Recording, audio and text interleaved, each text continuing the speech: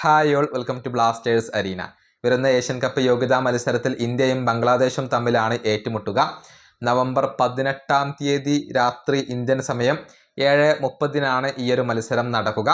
ബംഗ്ലാദേശിലെ ധാക്കയിൽ വെച്ചുകൊണ്ടാണ് ഈ ഒരു നിർണായകമായ മത്സരം നടക്കുക. അതിനുവേണ്ടിയുള്ള ഒരുക്കങ്ങളിലാണ് ഖാലിദ് ജമീലും സംഘവും ഇപ്പോൾ ഉള്ളത്. ഇതിനു മുന്നേ ഒരു സൗഹൃദ മത്സരം ഇന്നലെ ഇന്ത്യ കളിച്ചിട്ടുണ്ട്.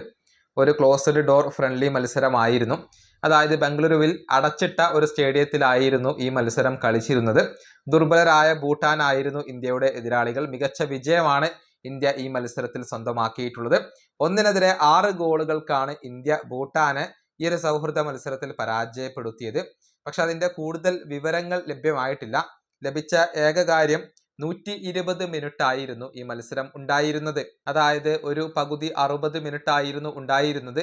ഇങ്ങനെ ആകെ 120 മിനിറ്റ് ആണ് ഇന്ത്യയും ഭൂട്ടാനും തമ്മിൽ കളിച്ചിട്ടുള്ളത്. അങ്ങനെയാണ് 1-6 ഗോളുകൾക്ക് ഈ മത്സരത്തിൽ ഇന്ത്യ വിജയം സ്വന്തമാക്കിയിട്ടുള്ളത്. ഏതൊക്കെ താരങ്ങൾ ഇന്ത്യക്ക് വേണ്ടി കളിച്ചു എന്നുള്ളത് വ്യക്തമായിട്ടില്ല. ആരൊക്കെ ഗോൾ നേടി എന്നുള്ളത് വ്യക്തമായിട്ടില്ല.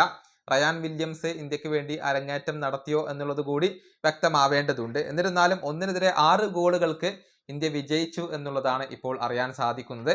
ഇനിയിപ്പോൾ അടുത്ത മത്സരത്തിൽ ബംഗ്ലാദേശിനെ പരാജയപ്പെടുത്തുക എന്ന ഒരു ലക്ഷ്യമാണ് ഇന്ത്യക്കുള്ളത്. ഈ വീഡിയോ അവസാനിപ്പിക്കുന്നു. അടുത്തൊരു വീഡിയോ കൊണ്ടും കാണാം.